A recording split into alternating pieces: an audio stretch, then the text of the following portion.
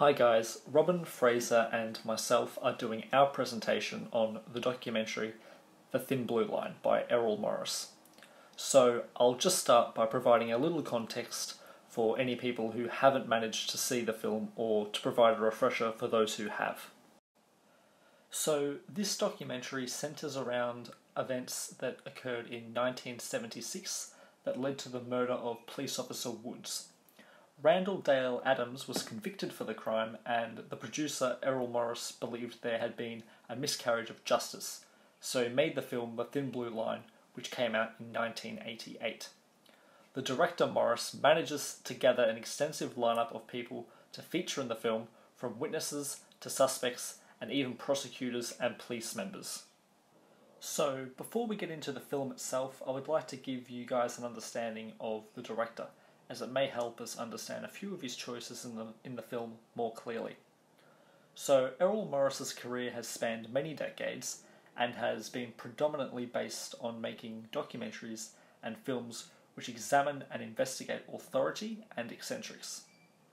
Morris has made a big impact in the film industry and has been praised namely from acclaimed film critic Roger Ebert, who said that, start quote, "After 20 years of reviewing films, I haven't found another filmmaker who intrigues me more. Errol Morris is like a magician, and as great a filmmaker as Hitchcock or Fellini." End quote. Huge praise from Ebert to include Morris among some of the most notable filmmakers of all time. Morris's work has not gone unnoticed though. He has racked up a considerable amount of awards, arguably his most notable one being an Academy Award for Best Documentary Feature in 2004 for his film Fog of War. Next, we will examine the historical, political and social context in which the film was made. The film, as we established, covers the murder of a police officer, which at the time often called for as severe punishment as possible. This clearly may have affected the key suspect, as 16-year-old Harris wasn't eligible for the death penalty, while Adams in his late 20s was. So the police turned their focus to Adams in order to carry through as harsh a sentence as possible. However, 1976 was not a successful year for the United States justice system, with 4 murders from that year being overturned in later years. The film's release in 1988 caused public outcry for a retrial, eventually leading to Adams' release the following year. The late 80s in America saw many overturned convictions, and with Adams' case being just one of the latest to occur, many people were losing their trust in the justice system. Following his release, Adams gave interviews and enjoyed the mass hysteria, as he put it. But by the mid-90s, Adams was burnt out and became a recluse. He would eventually re-emerge in the late 90s, becoming an anti-death penalty activist, assuming a public role, as he felt his story needed to be told. Now we will look into the public responses to the film. We have already touched on the outcry the film caused in 1988, but we can also analyse the other responses and recognition the film received. The film went on to receive 2 awards, both in 1989. The awards being the Edgar Award for the Best Motion Picture Screenplay and the National Society of Film Critics Award for the Best Non-Fiction Film. But beyond just awards, the film was recognised by the Library of Congress as being culturally, historically, or aesthetically significant, and therefore was to be preserved in the United States National Film Registry from 2001. The film also went on to have a considerable influence on future television and documentary film. The Thin Blue Line is often credited as pioneering the style of modern crime scene reenactments, and many people believe this to be Morris's best work. I'll now pass you over to Robin.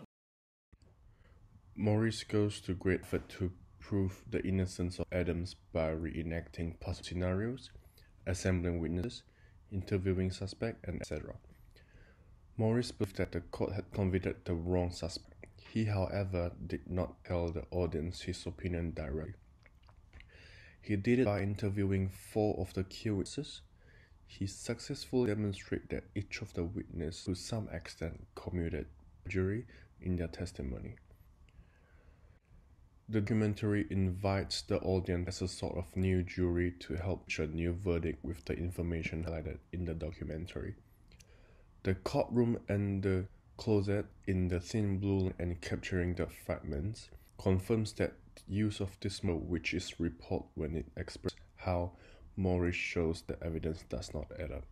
And what we begin to see is the conviction of an innocent man. The film's title comes from Doug Mulder, the prosecutor's closing argument that the police are the thin blue line that is between the society and anarchy, which is a state without governing body. It is called thin blue line opposed of the British soldier because of their red uniform. The second model that I would like to talk about is the promotion of a cause. Morris originally intended to make a film on Dallas psychiatrist Dr. James Gregson, but soon became enamored by Adams' case and did what he could to help bring out a retrial. The fact that this was made while Adams was still in prison and it gave him a platform to protest his innocence, it becomes clear Morris is attempting to help Adam in his cause. He did successfully manage to earn Adams a retrial which got him released. Morris attempts to prove the innocence of Adams by assembling witnesses who revealed testimonies were often not completely true. The reading once again confirmed our argument about the presence of this model. The third model that I would like to present is history. It is interesting that when Adam got out of jail, he actually sued Morris for the documentary. Adam's comment on this is, Mr. Morris felt he had the exclusive right to my life story. As Adam says, and I quote, in Adam's word, I did not sue Errol Morris for any money or any percentages of the thin blue line, though the media portrayed it that way. The lawsuit got settled out of the court after an agreement that Adams was granted sole use of anything written or made on the subject of his life. And now I'll introduce the fourth model, which is testimonial.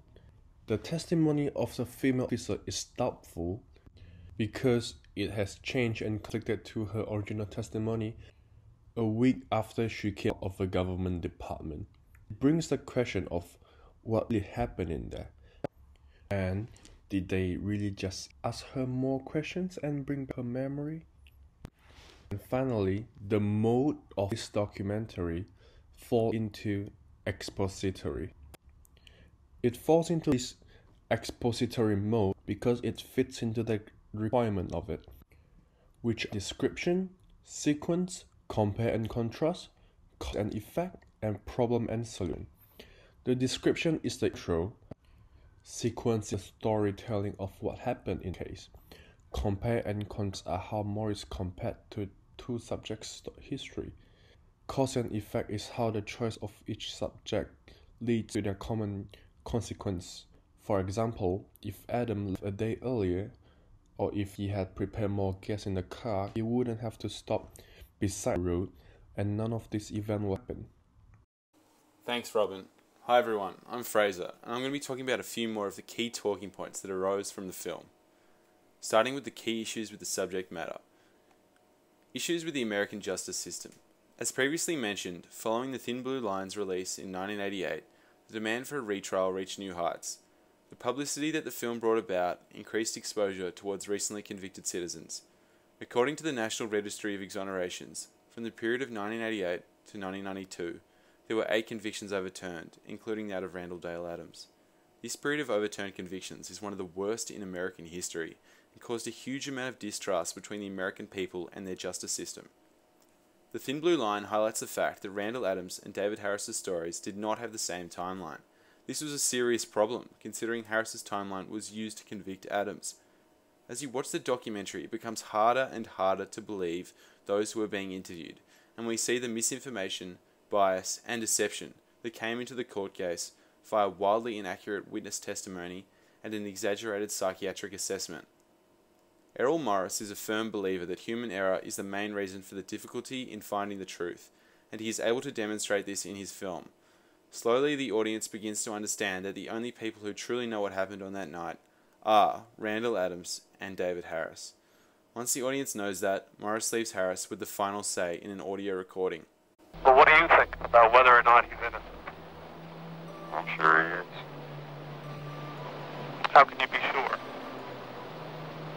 'Cause I'm the one that knows. The audience hears the most convincing defense of Adams as the finale of the film.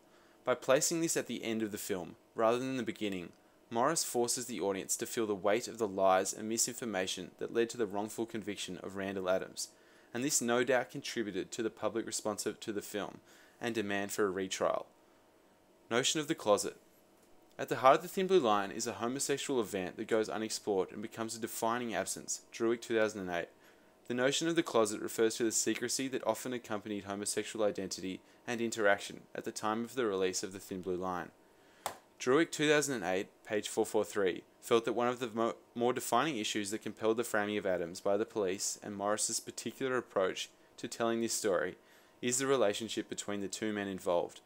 Most writing on the film has been discreet about the information that emerged at the trial that the two men were engaged in a sexual relationship on the day they spent together driving around, drinking beer, smoking pot, and going to watch porn films. The film offers at least an implicit critique of the invisible but structuring closet. In a way, the lack of acknowledgement of the sexual encounter between Adams and Harris points to the justice system's limited ability to cope with queer sexuality. Simultaneously, The Thin Blue Line could be seen to struggle to express fully the complexity of the events it is chronicling. The filmmakers approached the courtroom through the closet, as it were, telling stories about cases whose verdicts completed the trials but still left many questions unanswered. Druick 2008. Filmic techniques. Rather than simply recreating the cases, director Errol Morris acts instead as a highly interested member of a cinematic defense team, selecting the evidence and shaping the material to bring about a favorable public opinion in regard to Randall Adams. Druick 2008. Morris uses a number of filmic techniques to help portray Adams as the innocent man he believes him to be, whilst also prioritizing the flow of the narrative in order to avoid audience confusion. Lack of a narrator. No single voice of authority guides us through the events of the trial. We only hear the voices of those who appear in interviews. The film's voice, also known as the filmmaker's point of view or bias, is less explicit. Director Errol Morris used editing and cinematography to infuse his point of view into the doc. The film goes back and forth between the reenactments of the shooting and interviews with different people who were involved in the case. The most important people interviewed are the two men who were considered the main suspects, Randall Adams and David Harris. The documentary follows the events of the murder, trial, and conviction, but it really focuses on Adams. It sets out to prove one thing: Randall Adams is an innocent man, and Morris employs several methods to illustrate this contention. Clothing and interviews. One of the more subtle nods to this belief is the items of clothing that Adams and Harris are wearing while they are being interviewed. Adams is pictured with a white button-up shirt with his name imprinted on it. This seems more fitting of an employed individual than an incarcerated one. Conversely, Harris is wearing an orange jumpsuit that is synonymous with the American prison system. These contrasting images are a subtle device used by Morris to portray Harris as more of a criminal than Adams. Reenactment and selective storytelling. Pollard via Ofterhide, Jazi, Chandra, 2009, page 17, said that, "When I'm working on a doc, I try not to lie, but that doesn't mean that I don't bend the truth." Pollard is comfortable bending the truth where necessary to explore his subject matter. This relates to the concept of higher truth, and John Grierson's description of documentary as a creative treatment of actuality. Grierson used this flexible term to permit a wide range of actions and approaches ranging from reenactment to highly selective storytelling. Ofterhide, Jazi, Chandra, 2009, page 17. Both of these approaches are utilized by Errol Morris in The Thin Blue Line, with several reenactments of the shooting incident appearing throughout the film, and moments of selective storytelling including the complete omission of the sexual interactions between Adams and Harris. Prioritizing story flow via non-disclosure. According to Afterhide, Jazi, and Chandra's research, most filmmakers also made remarks about the importance of the accuracy of recreated footage, while some were comfortable doing what was necessary to make the story flow without confusion. At the same time, these directors did also not believe in disclosing details that they deemed unnecessary. "Saying this blurry figure is not our guy would ruin the scene," said Peter Miller. "You use the photo with the knowledge that ultimately it's not important if it's your guy or not. What's important is the story." Miller via Ofterhide, Jazi, Chandra, 2009, page 19. This is pertinent to the recreations of the shooting in The Thin Blue Line, as the director uses these scenes to demonstrate the differing theories on what took place before, during, and after the shots were fired. Morris does not disclose which recreation he deems to be most accurate, or who he believes shot the police officer, because as Peter Miller noted, whether it's your guy or not is irrelevant. What matters is the story.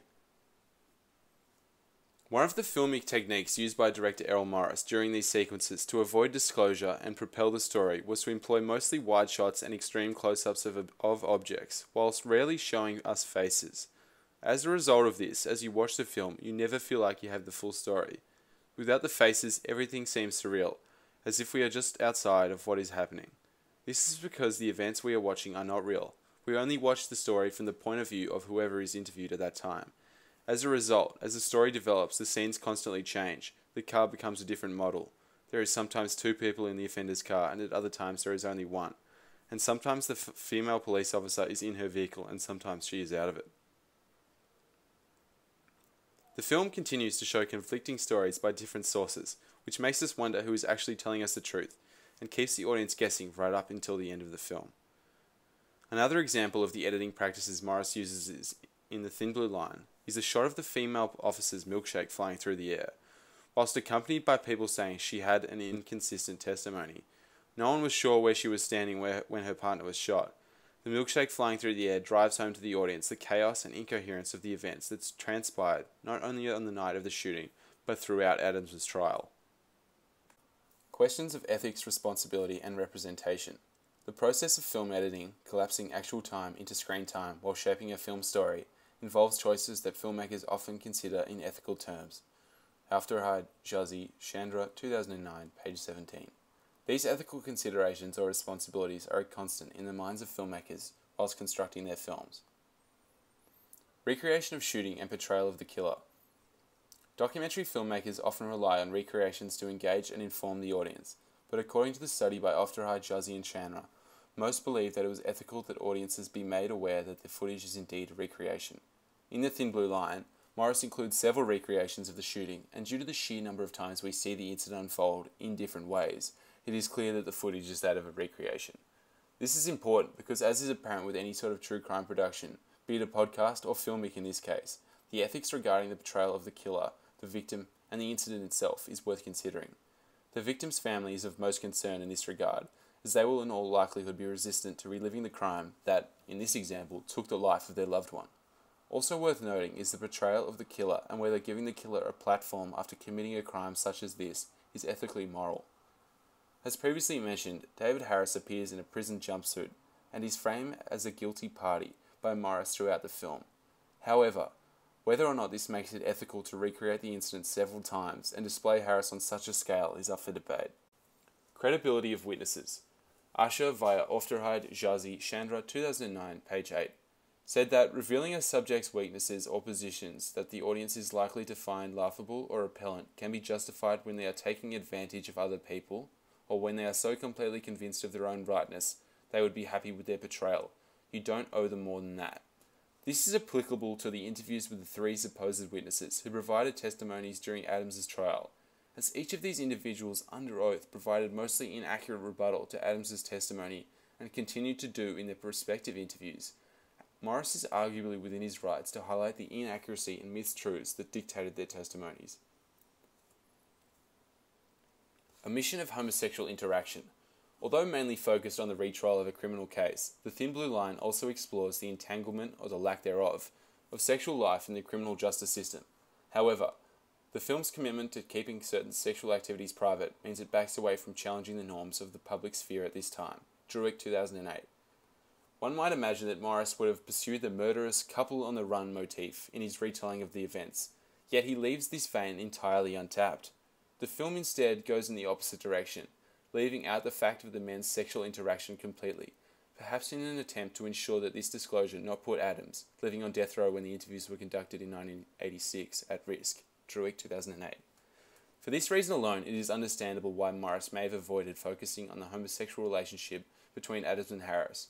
Maintaining the safety of one's subject matter is paramount in the mind of most filmmakers. Drawing a connection between Adams' childhood trauma and his criminal behaviour.